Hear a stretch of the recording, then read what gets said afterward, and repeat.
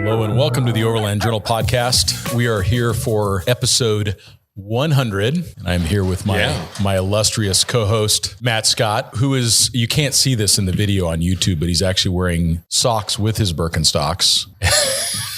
And I am still bald. So yeah, since this is episode 100, I'm just going to get a little bit more comfortable and I'm going to drink my cheap beer while wearing socks and stocks. We are feeling more comfortable, but somehow we forgot everything that we were supposed to do with the podcast today. Yeah. My microphone was over there and Paula says, Scott, are you going to move your microphone?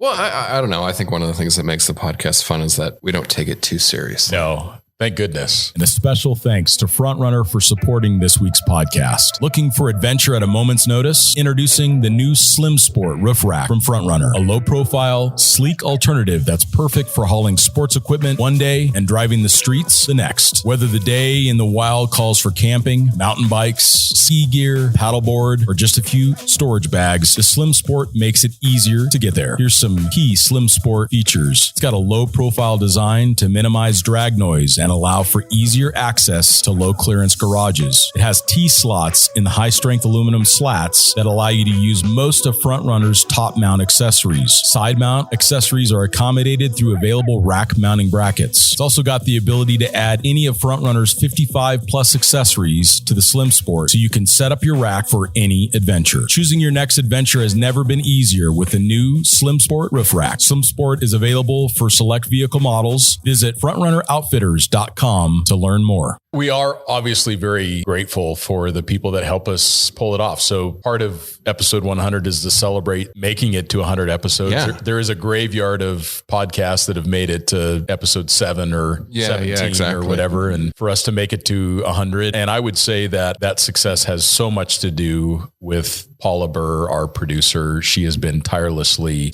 Sorry, you're going to have to cut that swear out. She's up there for those people watching Paula us is on in YouTube. the crow's nest. She's up top. Thank you, Paula, for all that you have done for this podcast. And also just very grateful for Ashley Giordano, who has taken the helm in the field and interviewed a bunch of people in remote areas, including Saudi Arabia. And Ashley's great. Yeah, Ashley's great. She cares so much. Like she's so detailed. Yeah. And I just have opinions. But you've got to have it all. You got to have the yin and the yang. I know things. You and Ashley are like the yin and the yang. And then, of course, Matt Swartz has been a big help as well. And we've done a bunch of great episodes on the stuff that we test editorially in Overland Journal. And then, of course, the rest of the Overland Journal, Overland International staff that makes everything possible. And then, Matt, your team that allows you to come over. Maybe they encourage you to come over here. I don't know. They actually do. Yeah. Laura was like, "Oh, you're doing a podcast today? That's great. Oh, yeah. You should totally go do that. Go do that thing." Of course, you as our listeners, we're so grateful that you have all given us the time to listen to the podcast and provide your feedback and your questions. We're going to go through some of your questions today. So please make sure that you reach out to Matt and me on Instagram. You can reach Matt at Matt Explorer on Instagram, and you're Scott.A.Brady on Instagram. I liked your old one more. Global Overland. Like, do you still have the handle? I do. I think it was cooler, but that's just me. Probably what, but I'm not that cool of a guy. So maybe I just went downhill on the cool scale. And then I've also been on Twitter more, which is interesting. I thought it was TikTok. Not really. I mean, I do every once in a while post on TikTok. Yeah. I imagine you posting on TikTok would be like me posting on TikTok. It feels very uncomfortable. And we're probably doing something wrong. I think I'm doing it all wrong. Yeah. I remember Caleb just kind of laughs at me when I refer to TikTok. He's like the marketing maven. Yeah, you got to have those guys for sure. But yeah, on Twitter, Scott_Brady. Been doing that a lot, but we're just grateful for all of your insights, all of your feedback, and we're going to go into a little bit of that. We also want to take a moment in this podcast to honor Bill Swales of Earth Roamer, who passed away in the last few weeks. He was one of the earliest influences for me in the overland space. Very cool guy. I would consider him a great friend of the industry as well. And many may not know this, but Bill Swales was actually one of the first people to support Overland Journal, starting as a magazine. He actually gave us a check. We ultimately ended up buying his interest back out again. But if it wasn't for Bill and his generosity and his support, he also provided us with the email list for all those Earth Roamer owners who became many of our first subscribers. Bill, man, I miss you. That's really, it just breaks my heart. I like to think that Bill had a good life though. You know, I mean, he got to do something that he really enjoyed. Yeah. And you could tell, you know, like every time I go in my Earth Roamer, you can just tell how much thought and care was put into these machines and how much he continued to evolve them, which just shows like he enjoyed doing it. You know, unfortunately, it just sucks that he passed away too early. Yeah. It's just super sad. I know he was starting to be able to travel more, which is wonderful. And he just dedicated so much of his life to building a great product. And he helped a lot of people along the way. He wasn't really public about that, but in my own life, he made a difference. And I'm just really, really grateful for Bill and sad that he is gone. Check out earthroamer.com. Check out some of his stories that are still on there. They've got a bunch of information on Bill. And of course, he has a wonderful team that's continuing to make a great product. I wish them all the best going forward without him. But let's talk a little bit about what you have been up to, because we need to have more podcasts just to keep up with your cars. I've been twerking. I've been working a lot. We're cranking a lot of really cool things in Adventure Imports, a new e-commerce side of things that we hope is really more targeted towards the core Overland guys. Like, we're not trying to sell like LED light bars to Tacoma owners, trying to do real Overland accessories and for people that are actually taking adventures, kind of launching some of our own products, which has been really fun. It's been a huge creative outlet for me. We brought an actual degreed engineer on board to get some of the things that are in my head out onto paper. I love it. Which has been really, really fun. 3D printers ripping. Yeah, laser scanners. Awesome. It's awesome. All kinds cool. of stuff. Very so exciting. The goal is that we're trying to do everything in Prescott. You know, that's where we live. That's where I've made my home, and I want to support our little neck of the woods. So I've been working on that. Cars. Have we spoken since I bought the Prospector XL? I think we knew that you were getting it. I don't know that we talked much about it. Let's do that. You got rid of the TRX. I got rid of the TRX. It was, still, I have to say, one of the best Grand Touring cars ever. I think the Raptor's a little better off-road because it's more of a modular system. You know, the TRX is very much super truck. And I think where I maybe got bored with it was, aside from like being able to put wheels and stuff, which I didn't do onto it, there's not a lot you can modify. And I like, outside of like travel mat, when I'm at home, I like to play with cars. Tinker. Yeah. I like to tinker. So I had an opportunity to get a Prospector XL that was the exact matte spec. It was the limited Longhorn, and it's all black, totally blacked out, 40s and all of the good things. AEV just sent me the brush guard for it, and the brush guard looks so good. Oh, it's awesome. I love it. I think it makes a huge difference in the truck. Yeah, I put a 52 gallon tank in it. I did the 8100 AEV Bilstein shock upgrade, which is like, What'd you notice with that? I haven't had it off road too much to really like dive too much into my thoughts on it. But I mean, definitely just on, bigger G-outs, speed bumps and that kind of stuff. It's a little bit more comfortable around town. Sure. I've just been working so much that it's like working and planning adventures and stuff. And does it have more fluid capacity too? It does have more fluid capacity. They're not adjustable shocks, which I kind of dig. Totally. I know people don't ever adjust them. Yeah. When people set them to 5, 7 or 3 is what they always set them to. Right. But actually the same guy who did the factory tuning for the TRX did the tuning on these shocks. So I have high hopes for them. Yeah, as I do from all AEV products. But I bought my first Airhead. I bought my first air-cooled car in the same week. You did in the same exact week. Yeah, exactly. I ended up selling some stuff. I ended up selling, I sold my Ferrari. I had a beautiful 458. I had a newer 911, sold that. If anybody that does follow cars, I bought this stuff pre-pandemic, or pre-pandemic craze of pricing, I should say, because I did buy them during the pandemic. With what cars have gone up, it was just like, bye, Felicia. Yeah, exactly. No, that was the right choice. And you got to own them and enjoy them. And yeah, I got to drive a Ferrari for a year and literally get paid quite a bit of money to to do it. I mean, it's crazy how much that car just skyrocketed. I guess people just don't have anything else to spend their money on. And wasn't it the last of the last naturally aspirated car? And it was Ferrari certified, which was a big thing. It was one of the last 458s that were certified eligible to have it. And it was really cool. Don't get me wrong. It was Rosso Corso. It had the traditional beige interior. It was like, you close your eyes and it was the Ferrari. But to be weird, it sounds weird, but I didn't really miss it when it went away. Like it was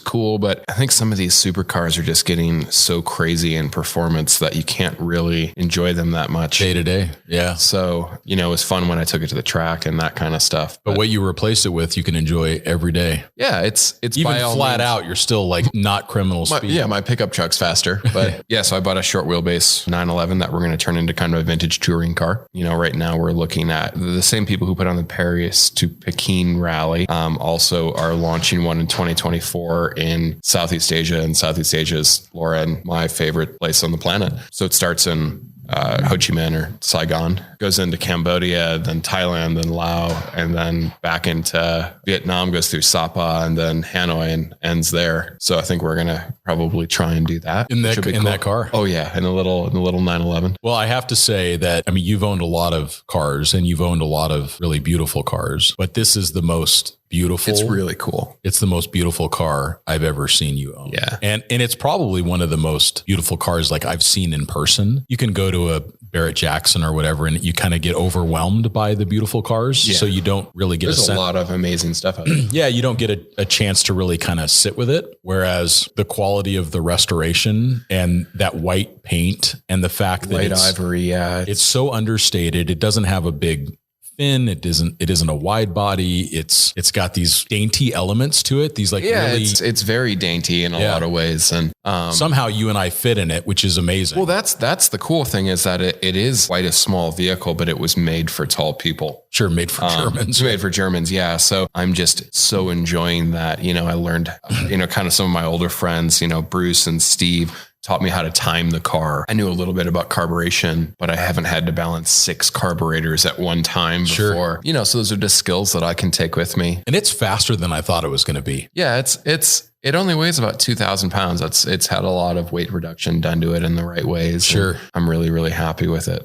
Oh, and to me, it speaks to travel still because people did travel in those cars. That one's lowered a little bit. I think you're going to correct that. But yeah, it's in the process of being, raised to stock height, which some people think is too high, but for how I'm going to use it, I think it'll be perfect. I think it'll be totally perfect. And I think the ride quality will improve a little bit better and it'll help you with those potholes when you go through Cambodia. How exciting, man. That's amazing. I've got to do some kind of shakedown trip with it. Guanajuato, Mexico. That would be cool. It would be cool.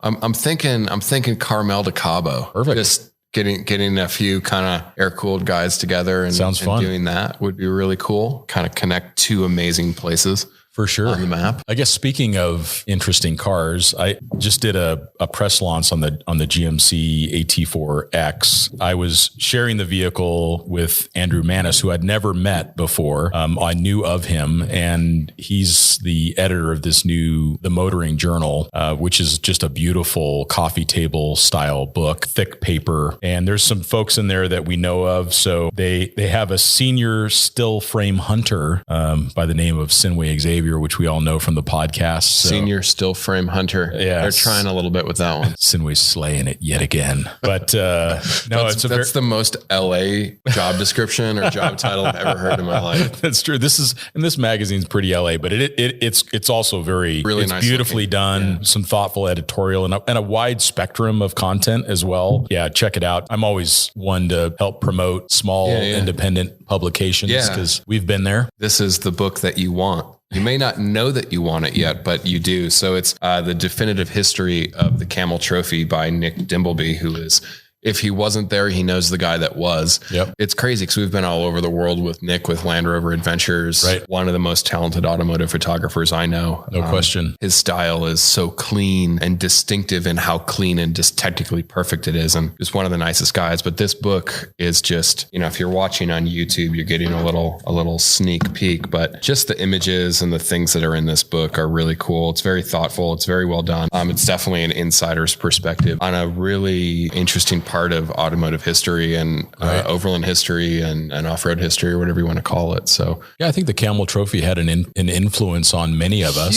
Huge. I know it did for me. I know I wanted to, have a sand glow discovery so bad. And when you go through the book, just the level of detail, like if you want to geek out on like what the rack was and what the cases were that they put on the rack, it actually goes into all of that kind of detail. Cool. If you're looking for letting your family know like the gift that you want under the tree, none of this stuff is sponsored. These are just things. These are just things that we love and we're passionate about. So yeah, the Camel Trophy, the definitive history. So check that out. It's a beautiful coffee table book that goes into a really cool event. So yeah, those are the props that we brought. Oh, did we bring the Open L knife? We just got some cool knives. Matt and I needed a knife. I needed a new cheese knife for the Earth Roamer. So it basically is something to keep in the wine cabinet. It's like a perfect camper knife. It's a cheese knife and a wine bottle opener. He's going to go get it. One of the things that I like about it is that it's super inexpensive. So I think it's $36 for this knife. And but it's still nice quality. Super nice quality. It's made in France. Just imagine all of the Amazon packages and cheese you can cut with this. It even has a little lock, which is quite nice. Yeah, for sure. Yeah, I'm going to rant on knives for a second. I don't carry a knife anymore because I'm always around overland people and it's like, hey, does anybody have a knife? And it's like thousands of dollars of boutique made knives just get like switchbladed out instantly. So I'm going to start carrying this. It has a wine opener for my rosé habit. Yep. Or cheese. Yes. Or Amazon packages. Yeah. Well, we're both on those Lululemon pants. Yeah, that's right. Not sponsored. Yeah. But just buy them. I don't know what they are. But they're like a jean replacement and they're stretchy and they're really durable. They dry really quickly. They're perfect for travel. Yeah, I talked about that with Brian Bass on the last episode. And they make looks like a chambray, like a nice button down shirt. Oh yeah, you should. Super quick drying, super comfortable. Yeah, I wear it on every trip now. I just bring it along. It works great. I'm going to fiddle with this knife the entire podcast. It's like your, what did they call it? My fidget spinner. Maybe I shouldn't have given you a knife to fiddle with. That's that was cheese. Cheers, cheese. Let's talk trips. Since we started the podcast, what do you think has been the trip that you've been on that had the biggest influence on you? I guess since we've started the podcast, I've probably spent about, a month or two in Africa on two different trips. And that place speaks to me. It just feels totally natural to be there. I am who I am. And I like shiny things as much as I like, camping in the dirt. And I think the cool thing with Africa is you can have this juxtaposition of both. If you want to stay at, an amazing safari lodge, you can. If you want to camp, you can. I think it's just something for everyone. I know that getting there is expensive, but once you're there, it's not terribly expensive. It's not expensive at all. Yeah. I would say Africa for me has been, Namibia, Tanzania. I'd like to go back to South Africa maybe this winter. It's just cool because I think it adds depth to your travels. Since starting Adventure Imports and doing the whole Max Tracks thing, I've been limited on what I can do. I'm not saying that I don't get out and I'm not saying that I have it rough or anything. I'm just saying that it's not like when you were in Australia and you guys just took off. Yeah, I'm going to go off for 6 months or whatever. Sure. I have responsibilities and employees. So Africa is this nice thing where I can kind of still be in touch, but then I can really get out of touch if I want to. Yeah, I would say Africa. I mean, for you, was it the boat thing? I would say so. The boat thing. The sailing experience was just totally transformative for me. Yeah. So you bought a boat and now you're on your boat quite a bit. Yeah. It's like the lake house in Arizona, which is kind of nice. So so I go there for long weekends and read books and sail and I needed a hobby. And so now I've got one, which has been awesome. I think that it seems as if we're coming out of the whole pandemic thing and we're starting to plan some trips. Nice. I know everybody is, and I think everybody kind of should be. This industry overlanding has rapidly become about the stuff and not the doing, which is fascinating. I get that I earn my living from, selling stuff, but we always like to think that we encourage people if it's Max Tracks or a trip, go take the trip. Yeah. I'm looking forward to Tuktoyaktuk. We leave in almost exactly 30 days. We're going to do a little stopover at the Northwest Overland Rally, which I think is the 16th to the 19th in Plain, Washington. Mm-hmm. So we'll be hanging out there. I really enjoy it. And I think it'll be a great place to start our trip. Well, so you've got Alaska coming, which will be amazing. So that's really fun. So excited. If anybody has any spots they recommend, we're going to go up Cassiar Highway, then do the South Canal Road, which I think will be fun. Totally. I don't know if we'll really do the North Canal Road because it is just an in and out. We have to kind of pick and choose where we're going to go. Isn't there a way to connect from that South Canal to another highway that brings you back around? I think so. I think you can not have to come back out on that one. It's the North Canal Highway that you have to go in and out on. The South Canal Highway goes from the Alaska Highway. It's kind of south, and then it shoots you out by Ross River. Right, exactly. Which will take you to Carmax, which will take you to Dawson City, which then we'll eventually get on. I think that's the way to go because you don't have to be on the Alcan. That's nice. So that's a good find. Yeah. So, we're hoping to have a nice experience, shut off a little bit. And, it's just, I feel like we're just coming out of this whole weird thing that we've all as a species dealt with for the last 2 years. And I'm really excited for 2023 and the travel potential that's there for that. I just flew on a plane without a mask on. It felt so unusual. Yeah. And of course, like if I was to sit down next to someone who was masked, I would ask them if they wanted me to be masked because there are people that have conditions that benefit from more caution, but that happened to not be the case. So I was able to fly to San Diego with no mask on. It was just the weirdest feeling to even walk into an airport without a mask on. So weird. The next big thing is that test that you have to take to come back in the US within 24 hours. The antigen test I'm not going to get into the politics of it, but a lot of countries don't require that. And it adds an element of risk.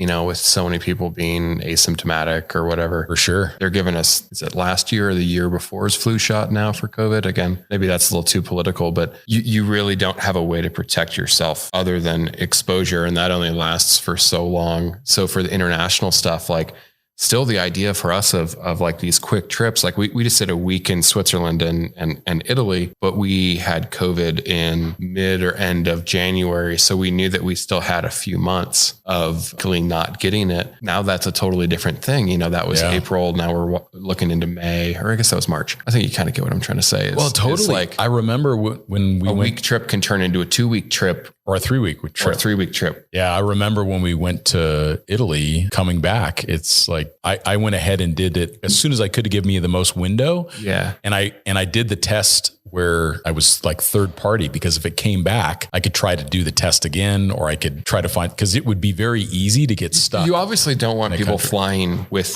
COVID and spreading it. Like I understand that. But it just changes the risk of travel. Changes the risk profile. Yeah, for sure. You could easily get stuck in a country for a couple of weeks. Yeah. Like if you have stuff going on with work and whatnot, and a week is doable, but 3. That changes it. Yeah, it definitely changes it. I don't know. Well, I'm hoping I get to go to Africa later in the summer. Where do you want to go? The goal would be to go from Cape Town to Cairo. Okay. So it's all coming together. I just don't know if it'll be in a motorcycle or in a 4-wheel drive. We'll have some things to announce here soon. So we're getting some final pieces of the puzzle put together, and keeping an eye on some of the border conditions and some of the visa requirements, particularly around Ethiopia. And constantly changing. Well, they have a little skirmish going on in the north. They do. And there's a way around it. You just go through Sudan. You come in through Uganda into South Sudan, and then you are able to go around Ethiopia. That's not ideal either. So well, it's okay. I'll figure it out. We're on our way back, and I think that, as we were talking in your office, is starting to highlight some of the travels that people are doing on the podcast. And I think that'll be nice. So that's one of the things that we wanted to talk about in the episode 100 is we would love to hear about your travels as well. So if you've gotten back from a significant overland adventure, just send us a little note where you were, maybe a photo or something like that we can share. We'd love to just highlight where those that listen to the podcast have been in the world, because all of you inspire us as well. So we just really would love to know where you've been, maybe a lesson that you learned on the trip that we can share with the rest of the audience. So please feel free to reach out with us, to us with your recent exploits. So, and a special thanks to Moon Fabrications for supporting this week's podcast. Moonshade by Moon Fabrications is the portable vehicle awning you've been waiting for. Moonshade is built to last, simple to set up, and ships with everything you need to mount the Moonshade to most vehicle styles without a drill right out of the box. With over 60 square feet of shade coverage and multiple setup configurations, Moonshade is the ideal choice for rigs of all sizes. Moonshade only weighs 8 pounds and shrinks down to the size of a yoga mat, so you can pack more of what you need out on the trail. Visit moonfab.com. That's MOONFAB.com to place your order today. For the worst summer sun, treat yourself to the best. Moonshade has you covered. Thanks, Moonshade. It's been a weird world lately.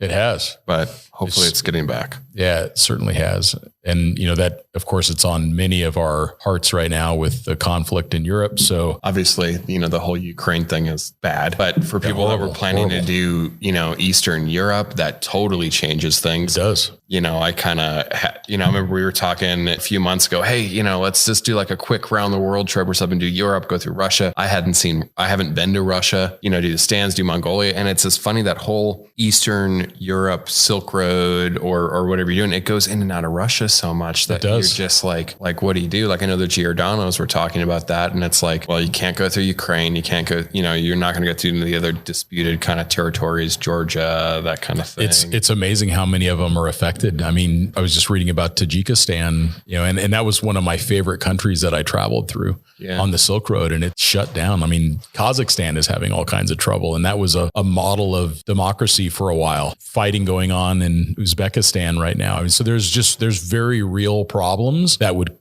significantly complicate a Silk Road trip right now. Whereas 5 years ago, it was no big deal. And now it's a big deal. So it brings people back to South America again. Yeah. Don't wait. If you get an opportunity to go, just go. Yeah, that's true. Because you don't know how things are going to change. So I think it's back to Africa and South America for most people. We're just, we're hoping Southeast Asia really starts to open up. It's getting there, but it's just opening. It seems countries will open and they'll close and they'll open and they'll close. And it's just a bit nerve wracking as far as, trying to plan. And sometimes it opens or closes right when you're there. I mean, I remember rolling up to the border of Kyrgyzstan and just like the border was shut, just completely shut. And there was no indication that was going to happen, but little skirmish kicked off at the end of the Fargana Valley and border shut. So you work around it, you figure it out. We're going to talk more about vehicles again, because that's kind of fun. Let's talk about, you've had at last count, 837 cars. 39, but yeah. Okay, that's right. I missed a couple of them that you've bought since we last talked. 5 minutes ago. What's your favorite car you've ever owned all time? And it's not like the one that you want to have back or whatever. It's not like bringing the ex-girlfriend back or whatever. Just what was the one that it just made you smile? Just your favorite? I'm actually trying to put thought and effort into this. I think I'm weird. I think that I romanticize cars and I'm not terribly sentimental. I think of cars that I had that I regret selling the most, the ones that I look back and I'm like, okay, I would like to have another one of those. I love G-Wagons. Yeah. And I guess I just bought another one. It's older. It's a 300 GD. It's for G people, it's a W463, but it has narrow axles. It doesn't have fender flares. It has a manual transmission, roll-up windows. I think the G-Wagons are really charming to me. Yeah, I think a lot of the new ones send the wrong signal. I appreciate them and I think they're cool. I had a 550. It was a 2016 that had the bi-turbo engine and it was a cool car, but I think I like this white one in different ways more. I do regret selling that black G-Wagon sometimes. I regret selling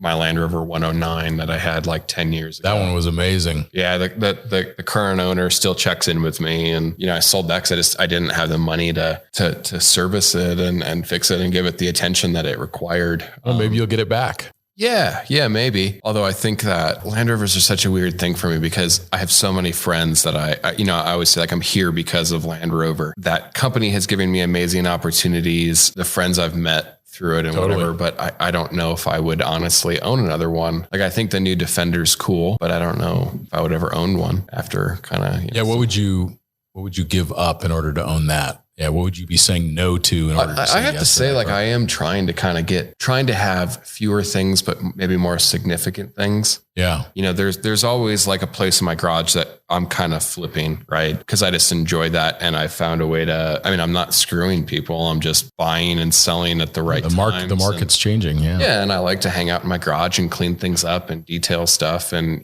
do a lot of work myself. But I don't know. The garage seems very happy right now. The Earth Roamer's probably my favorite car that I have, by way of, if I was to sell everything, I would keep that one. And you have kept it for a long time. Longer than most vehicles. Longer than most. I still have the Gladiator. We did list it for sale. I don't know. That's just like I go through a lot of cars, right? But I'm finding that I like German stuff and the Earth Roamer side. I think that would be kind of the killer combo. Would be the air cooled 911. Yeah. And the modern G-Wagon that works also as an overland vehicle. Yeah. Like your dueling pistols. I think the Earth Roamer is really fascinating right now because that enables me to get out.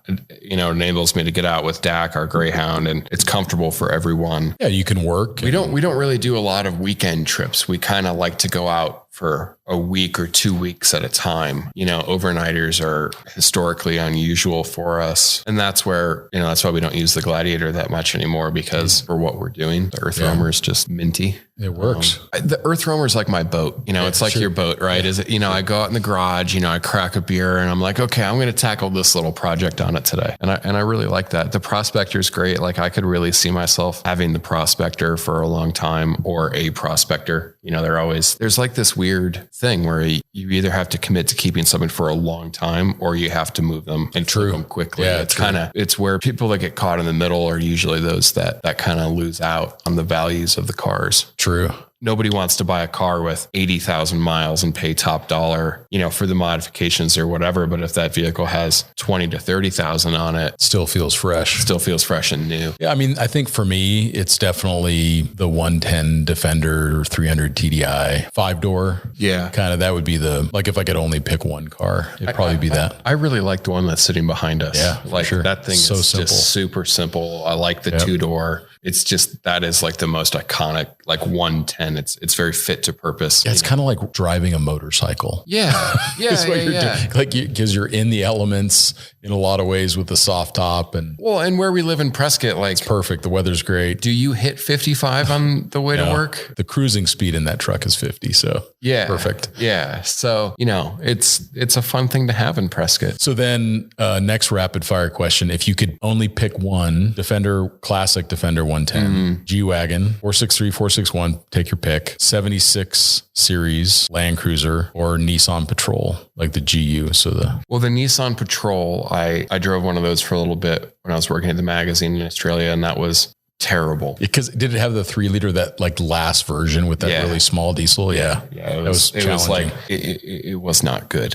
They're really capable off-road. They have a great chassis. They flex really well. It was just, like the 4.2 Patrol GUs, those were really cool. Yeah. The motor they put in the very last models was terrible. Yeah, it was a really small displacement. The 76 never did anything for me. I've spent quite a bit of time in those. They're cool. I like when they do the coil conversion in the rear because it kind of, the 70s, the newer V8 70s have a wider front axle than rear axle, and that can exhibit some interesting characteristics off-road. Oh, yeah. In the sand and the mud. Driving one of those Polaris slingshots or something. It always felt like, when you're pushing a shopping cart and like the wheels start shaking, or you just always never going, it's never really going straight. The rear rotates so much. Exactly. So if it was a 78, if it was a Troopy, I think that the Troopy is still for a non-truck, like non-pickup truck or a wagon, non-like van or something. I think the Troopy is still just perfect. Yeah. For an overland traveler. Always. So I guess my answer would be that I'm going to take the one that you didn't mention and say Troopy. That's cool though. You can pick a Troopy. Yeah. Because you said 70 series earlier. Troopies are cool. I just like them all. I'll take one of the above except for the Nissan. I think that's my answer, is that I don't know that it really matters because they're all wonderful. They really are. If you think about how charming it would be to drive a 110 around the world, or how, reassuring it would be to drive a G-Wagon around the world, or how unassuming it would be to drive a 76 around the world. I think they're just... If they were laid out in front of me and I had to pick one to leave on it. To the right is all of the crap you need to drive around the world.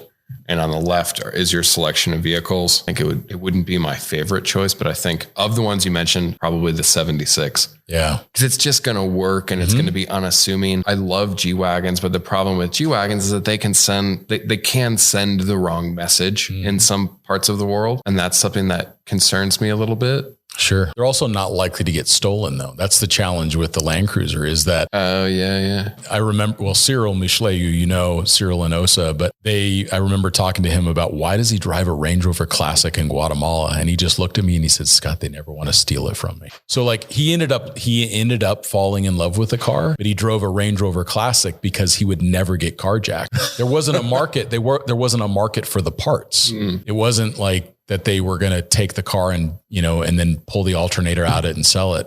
Yeah, so he says, I don't drive Toyotas because I don't want to get carjacked. So that's an interesting, it's all got the yin and the yang of all of it. It's just, there's so many facets to the decision. Yeah. So, I mean, in the G-Wagon case, it wouldn't be a vehicle that was desirable, but it may give an impression that you have resources that maybe they want your watch or they want your wallet.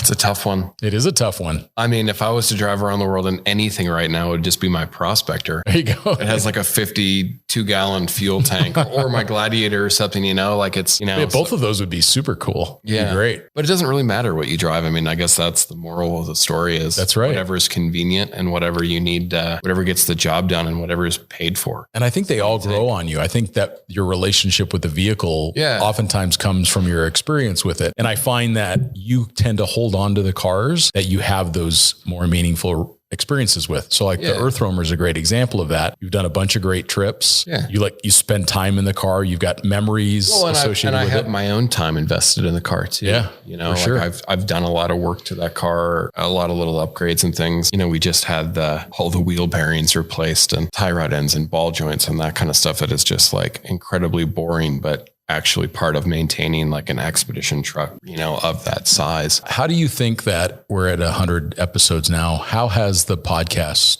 either changed you or changed your view of overlanding? Well, one, I think it's really cool. All the people that have reached out to me on Instagram, that always helps you kind of keep going. Yeah. This isn't obviously like what's paying for the bills and that kind of stuff for us. I like to think it is a passion project. It's been a nice creative thing to be able to do. It allows me to get on my little soapbox every once in a while. Totally. And, I know sometimes I have opinions that aren't. Don't change, Matt. Don't change. Yeah. I have opinions. I think what it's done for me is it's allowed me to kind of reconnect with that overland community after just going so far down the rabbit hole of the MaxTrax thing for so long. I've dedicated so much of my life to that. This has allowed me to kind of get back into create a bit of a community that you want to be around, overlanding as we know it. I know that I'm always running on about this, but it's just changed so much. I got into overlanding when I was like 16 and I joined Expedition Portal. I'm 32 now. It's been more than my entire adult life. But for me, it was always a travel thing. That was the goal. Historically, I've never really had the cars and toys and stuff that I've had now. Obviously, they're like aspirational. And the first thing, when you have more money than time, is you go out and you buy stuff. I'd love to flip that again. I'd love to have more time, get out and actually do it. And I think interviewing some of these new generation of travelers and new generation of overlanders has been really cool. I enjoy doing it. I mean, here's to another 100 of them. Yeah, absolutely. So how about you? Same question. For me, it's just incredibly humbling to see these people's stories, to hear their stories and to be reminded of what's the most important. When you get like a couple like the Hourless Life on here with their son and just how they're raising him around the world. Caspian was amazing on the podcast. And we've been able to meet people that really have been changed in their own way by travel, and to hear their stories and to learn about what's important to them, and to have this consistent theme from nearly everyone who's been on the podcast of that the stuff doesn't matter. Yeah. It's really about getting out there and having your version of an adventure. That's just been so rewarding for me to hear too, because it's what I have felt. And to hear so many people mirror that has just been really wonderful. It's just been super humbling to be on the other side of the table from all these incredible travelers, people that will be better travelers than I'll ever be, but they just have just been so inspiring. Dedication that a lot of these people have to break out of the mold. Yeah. When I was 21 and interviewing people for Expedition Portal or Overland Journal or whatever, I was on the other side of the fence because I didn't understand what it meant to be like a settled adult and how much dedication it takes to actually just break away and to do something different. Because when you're young, like you have all these choices. You can choose what paths you're going to go down. You know, I traveled a lot, but everybody kind of gets funneled into this path of normalcy. Yeah. And to see somebody jump, it's a trap, but to see some people jump off of that train is just like really inspiring to me now. Yeah. Because it is, I guess one thing that I would say, we talk about stuff a lot. I guess we talk about stuff a lot because it's relevant. People like stuff. And you do need certain pieces of equipment to do certain things. And sometimes it's helpful to know which one's the best. And or at least I'm totally aware that I have way too much stuff. Yeah, sure. You know, I've been pretty fortunate. I work really hard and you don't need it. You don't, you full stop. You do not need any of the crap that I have. Yeah. Like I will say that the stuff that I have the things I have prevent me from traveling a lot. If I had just my Earth Roamer or a van or just my Gladiator or something, there's no doubt in my mind I'd get out more. Yeah. But you get more stuff, you get more hobbies. It takes a lot of time. It takes time, where I feel like when I was younger, I was so focused, and it's so cool to meet these people that still share that focus and drive. Yeah, I would agree. There's a YouTube channel I've been watching called Sailing Uma. And it's this young couple. She's Haitian. He's from Canada. They bought like this super cheap sailboat and they fixed it all on their own. But their whole thing is don't buy a couch. She actually did a TED Talk on that. Okay. Some version of it. And the whole idea is like, once you buy the couch, then you buy the dinette, and then you buy the utensils and the silverware, and then you buy the house to stick it in. And then if you just don't ever buy the couch, don't ever buy the couch. It's so true. And if you think about most of us in life, it's like one of the first things that we buy is a couch because you can sleep on the couch and you can sit on. Like if you just don't ever buy the couch, then think about all of the money that goes towards filling a home full of stuff or filling a life full of stuff. And if you never even start with that one thing, maybe it's a different path. It was pretty thoughtful insight. Well, and I think for young people that now they have so much opportunity for travel in remote work and everything. Airbnb. You can work remotely. Like all their employees are going to be remote. And you know that trend is continuing and is growing. That wasn't really the case. And I was lucky I worked for you, so I could go travel and I could go do things, and that enabled that. But that wasn't necessarily normal then. Sure. Because we were in a web-based thing. Yeah. Like wherever I was typing my keys didn't necessarily matter. Yeah. I hope more people don't buy a couch. Right. So that's the theme of today. That's episode 100. I'm thankful for the things I've been able to do, but once you have the couch, then you get the house and you get all that stuff. And then you have, and it's not that buying a couch is wrong. It's just, I think maybe really thinking about the decision. Like, is that really the direction that I want for my life? Or is that the thing that everyone else does? So I just feel compelled to do it. Yep. And it's the same thing in overlanding. I mean, you don't have to buy a Tacoma and stick a Go Fast on it and add 35s and icon suspend. Like, you don't have to do that. You could just buy a stock Tacoma and stick a backpack full of camping gear in the back seat and go. Yeah. Like you don't have to do any of those things. You don't have to buy the couch. You don't have to buy all the gear. It's interesting because we have in the overland world now, we have a lot of people that are traveling full time. Yeah. People they're traveling just in different ways. And a lot of that is, sure. I don't even know if that's due to the pandemic necessarily, but travel is now an option. So, and I think that's what has changed. So many people realize that they can now through various means, including being a professional and working and living on the road. They now have the option for that. And that's why we've seen so much growth in the overland space. The pandemic just supercharged that. And now that you can have Starlink and you can work from anywhere. I guess what I'm getting at is like, is it traveling or is it alternative living that a lot of the overland thing has become? Like it could be. I know that like what I was getting with like the, people that kind of move around. It's like, they're in Quartzsite this time of year. They're in Northern Arizona this time of year, then they move to Colorado, and then they kind of like repeat this like cycle over and over and over again. And at a certain point, it's adventurous, it's cool, it's fun. That's a big part of where overlanding is growing. Like it seems like those are the people that are like admired, so to speak, are the full timers, but they're not. It's like it went from international travelers to full timers. Well, and maybe in defense of those people, it's because you haven't really been able to do that internationally for the last couple of years. I think people have. I wonder if that will start to change. I guess is where I'm like kind of trying to lead the conversation. I think so. I think people will start to get out more now that they can. We're seeing a lot more people going to Mexico again, and whereas 2 years ago you didn't see that at all. So I think now that people can get out more, I think that they will. Hopefully. As a percentage, I think it'll continue to improve. But it is definitely different, and that can be a positive thing. But it's also just a reminder that we all have some responsibility in keeping these wild places that we travel to as pristine as we can.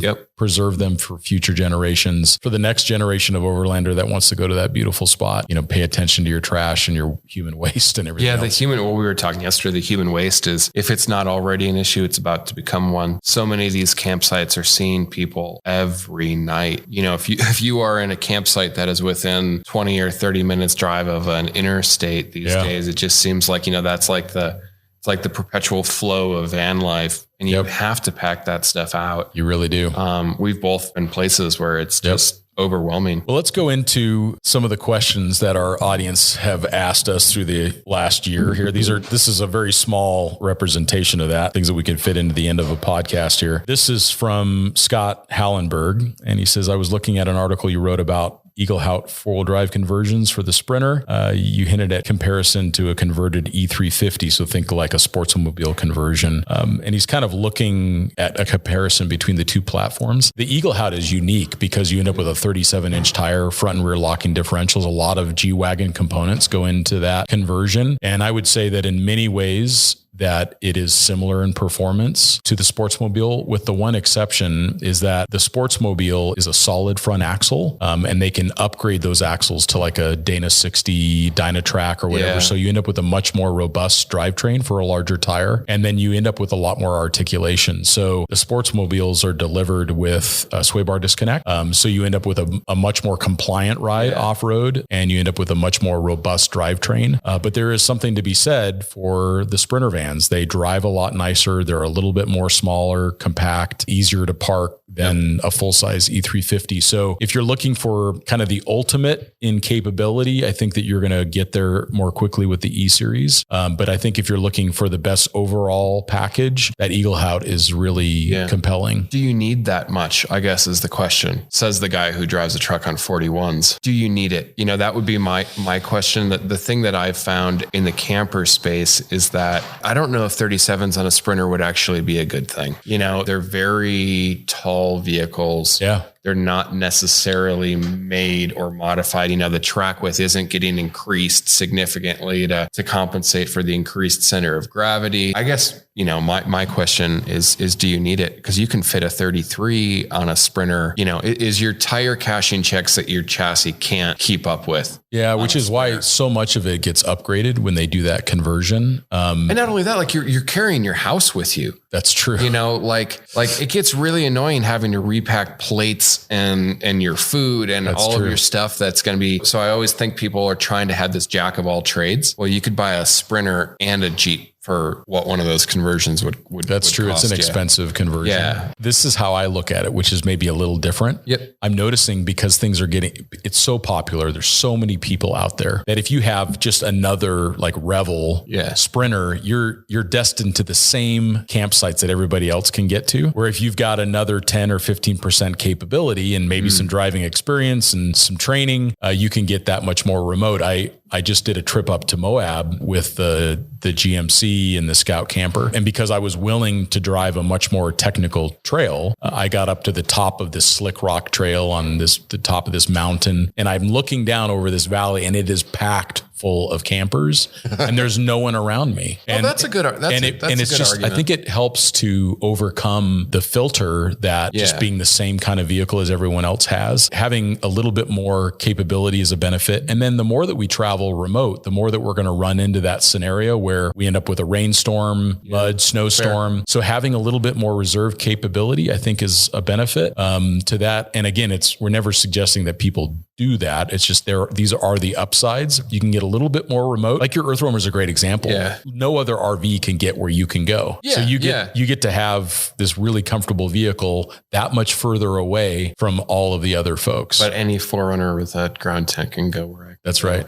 I think my advice to that guy would be, do you really need it? Do you really need it? Yeah, if you want it, go for it. That's always my thing is need versus wants. The next question is from Marco Breton, and he is a long haul trucker and he has recently purchased a Gladiator, and he is wondering what kind of recommendations you would have for a lift that can also do good for a tow vehicle, using your Gladiator for some towing. Oh, that's super easy. Give your money to AEV. Yeah, because they do make a high capacity. I've had multiple lifts on my Gladiator. I've had factory lift springs. I've had aftermarket lift springs. I now have the AEV lift springs. The vehicle just rides and tracks better. You're correcting geometries up front rather than just kind of masking them with additional flex from joints or something on your control arms. That's just an easy one. Just get the AEV dual sport lift. Yeah, I think that's the key is that they make springs with. They also have capacity. The high capacity springs as an option. So, which I think is an important thing for those that are towing. And then I really like the Hellwig rear sway bar on the Gladiator. Yep, good call. That really has just locked that vehicle down. Good advice. All right, next one from Justin. Sometimes I don't get the whole name from people on Instagram, but longtime Overland Journal Expedition Portal follower. And he likes what we talk about with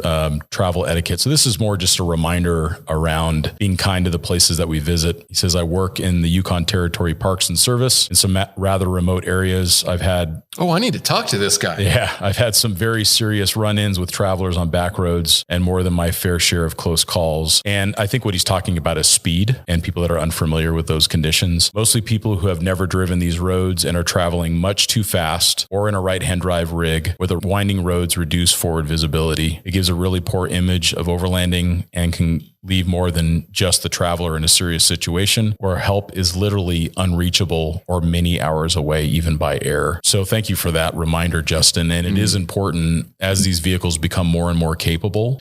Just think of like the UTV situation. You end up with something that basically can win classes of the Baja that you can buy brand new off the shelf. We always have a responsibility to drive at or near the speed limits. Most forest roads are 25 miles an hour. As an industry, we need to get so much better at this. Yeah, I get that you're trying to do lifestyle marketing, but you're filming that on public lands. Yeah. Eventually, there's not going to be people to buy your stuff when they can't. That's what'll happen. On public lands. That's what'll happen. It's so much easier things for will get shut down. Managers to just close the gate. Or like you and I have seen in Australia, they will be parked on the side of the trail with a speed gun. Yeah. And they're going to nail you. And it's going to be really, really bad when you're doing 60 in a 25. And we're not trying to be the fun police at all. It's just, there's a balance. And there's a big difference between a closed course in Baja, where you see these guys doing that stuff.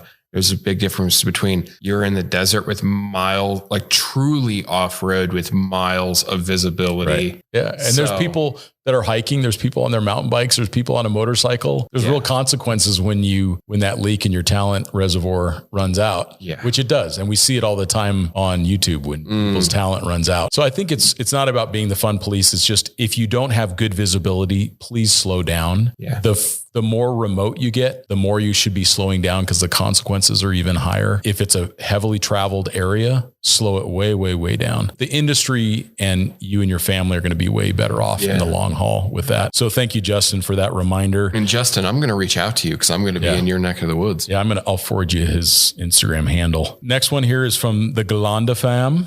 Okay. Great question, I think. So family of 4, and they've got a heavily modified G-Wagon, and they are thinking of buying a Prospector. Oh, I'm so qualified for this. You are like one of the most qualified people on the planet to answer that question. So for someone who had a G-Wagon and has a Prospector now, what do you think about his thought about making the change? Family of 4. It comes down to a choice of size. Any perceived capability that the Prospector is going to give you with whether you go with a Prospector on 37-inch tires or a Prospector Prospector XL on 40s is going to be diminished by the fact that a Prospector is nearly twice the size of a G-Wagon. We get this idea of G-Wagons being big. They're actually small. My G-Wagon is about a foot shorter than my wife's Subaru Crosstrek. Yeah. And designed in the late 70s. Yeah, so they're not big cars. They're not big cars. Depending on how big of fender flares you have on them, they're still just narrow vehicles. I think they're also very space efficient inside. Big box. Pickup trucks are a challenge. Like we run in this with our dog, not with 2 kids, but he is basically the size of 2 kids, is that where do you then put all of your stuff in a pickup truck? When you have an SUV, you have 4 or 5 seats, and then you have a cargo area behind. You have a full length roof rack that you can do. Yeah, everything's out of the dust. Yeah. The fridge is inside the HVAC, so it's not working as hard. Exactly. So first thing that he should consider, what was his name? He is the Galanda fam. Oh, he's just Galanda fam. Okay. Well, Galanda fam, what you should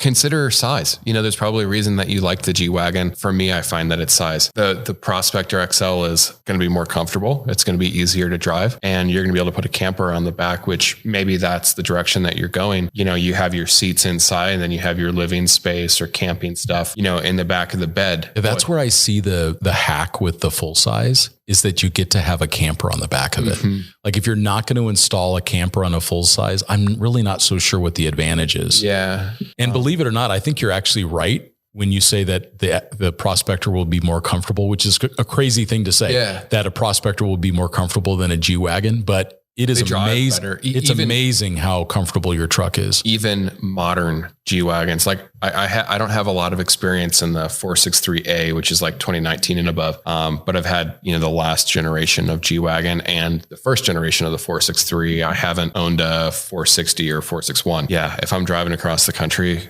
even on that 2016 that I had. No, not super comfortable. They're great city vehicles. Like that's why you see them in bougie. That's why you see so many of them in Hollywood. Yeah. They're small. Easy, they're easy to drive. Yeah. Great visibility. So yeah, for sure. There you go. That's some good insights on that for sure. So this is from Vince Peterson. And this is a really thoughtful comment that he made with all the craziness in the world right now. He says, I just wanted to be reminded of the quote that we had on the podcast, which is that people are generally good and that governments are generally bad. And he says that we're all praying for peace. And he's talking about the conflict in Ukraine right now. But that is an important reminder, is that there are in any country, even if it's one that we may be concerned about because of conflicts like this, there are still so many people that are living there. I think about the people that I've used in Russia to help me solve problems. Translator that I crossed the country with that was just a wonderful person. The fixer that helped me get the vehicles into a container in Vladivostok, another wonderful human being, Polina. It just makes me remember that despite the fact that things can be so tragic at the global scale or at the governmental scale, that there are all these individuals that we interact with as travelers, and that people are generally good. They want the same things that we do. So I think that was an important reminder. And it is something we've said a lot on the podcast, and I found it to generally be true. I don't remember ever in my travels running into just a group of people or a society of people that were horrible. Maybe you've had a different experience, but I've actually just had generally positive experiences when traveling. Yeah. Like people are generally good. Yeah. But thanks for that. Yeah. Thanks for that reminder, Vince. Appreciate that. Last one that we've got is from Brian Stuman. Have you reviewed any hitch mounted tire carriers? He doesn't want to throw the tire on his roof rack. And we have reviewed a lot of those hitch mounted tire carriers, and they're generally terrible because they're trying to reach a price point. Yeah. So they make a lot of noise. And the rigged one is the best that I've come across. It has a pretty unique locking system in the hitch to prevent sway, and it's got a good latch on it. If it's something that you have to have, I would strongly encourage you to look at the rigged. It's like RIGD. Yeah, they have some anti-vibration tensioner in the hitch itself. But it's important to remember that you're now putting a lot of leverage on the vehicle very far back. You're compromising your departure angle. It restricts you doing other things like having a mountain bike or other things that you can put into the hitch. And the vehicle's really not designed. Actually allows you to have they have like a separate hitch for mountain bike stuff. Oh, that's clever. It's kind of cool. They're all kind of inherently flawed designs when you think of it. It's a compromise solution to just mounting a tire someplace else. Sometimes it's all you can do to fit an oversized tire because they don't. Really, really popular on like the Prospector XLs if people do a camper, they have nowhere to put their spare. Yeah. A lot of them just make a lot of noise and vibration. So it's just good to find one that has an anti-vibration mechanism to it. Yeah. Where it tensions into the receiver. Thank you, Brian, for that. For those that have other questions, please feel free to reach out to Matt or myself. We talked about how to get a hold of us. You can reach me at scott.a.brady. And I'm Matt Explorer. Yeah. So let us know what you guys have additional questions on. And we appreciate all of you for listening to the podcast, for enduring both mine and Matt's rants on occasion. It just because Matt's opinions. Yeah. Well, you really care about the industry, man. Yeah. And it comes across. It's been my life. Yeah. It comes across. We both feel that way. We're so grateful for all of you listening. One of the main reasons why this podcast is available is because of the Overland Journal print publication. For those that have reached out and asked how else they can support the podcast, just becoming a subscriber makes a huge difference. Check out the magazine at overlandjournal.com. We appreciate that. And again, thank you, Paula Burr, for being our producer and for making my job so much easier and allowing us to get this content out to those who listen. So we thank you all for listening. We will talk to you next time.